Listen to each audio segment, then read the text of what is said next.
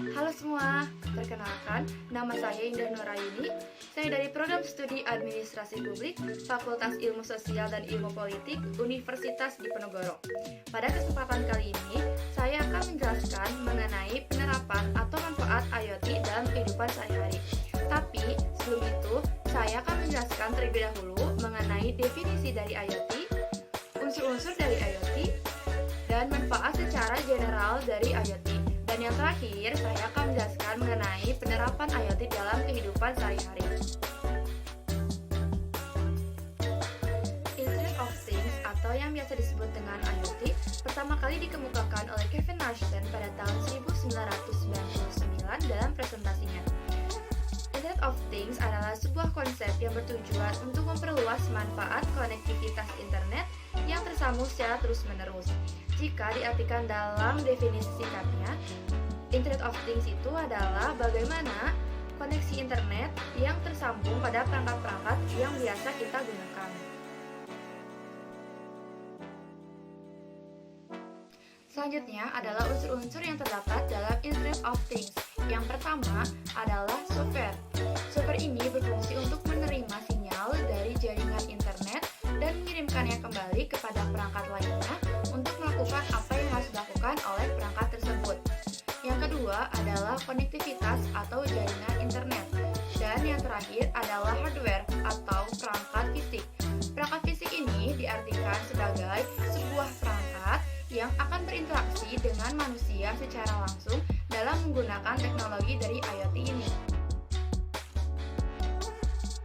Selanjutnya adalah manfaat dari Internet of Things secara general atau secara umum. Yang pertama, efisiensi penggunaan sumber daya menjadi lebih optimal. Yang kedua, meningkatkan kualitas data. Dan yang ketiga, pengoperasian mesin menjadi lebih efektif dengan adanya teknologi dari IoT ini. Saat ini, hampir semua aktivitas diselesaikan dengan mudah oleh teknologi.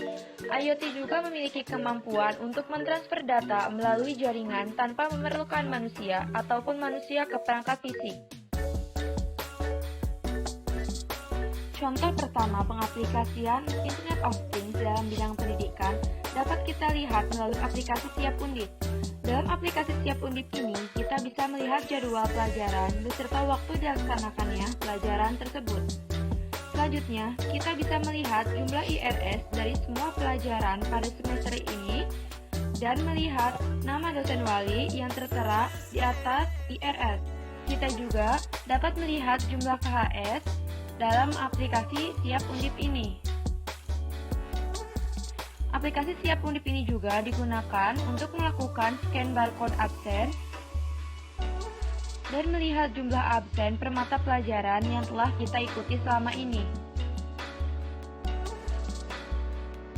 Contoh kedua adalah aplikasi Microsoft Teams yang dapat diunduh melalui smartphone untuk menunjang pembelajaran para mahasiswa. Dalam aplikasi ini juga kita bisa melihat room atau Teams yang telah kita ikuti dan melihat file atau tugas dalam room tersebut. Kita juga dapat memantau aktivitas apa saja yang telah kita lakukan dalam aplikasi Microsoft Teams ini. Contoh selanjutnya adalah colokan listrik pintar. Colokan listrik pintar ini merupakan stop kontak berbasis Internet of Things yang dikendalikan melalui internet. Jadi, kita dapat menjadwalkan atau mengontrol alat-alat elektronik yang ada di rumah hanya dengan menggunakan smartphone kita. Saya harap kita sebagai para generasi muda dapat menjadi pribadi yang kreatif dan inovatif sehingga dapat menghasilkan inovasi-inovasi teknologi yang dapat membantu pekerjaan manusia.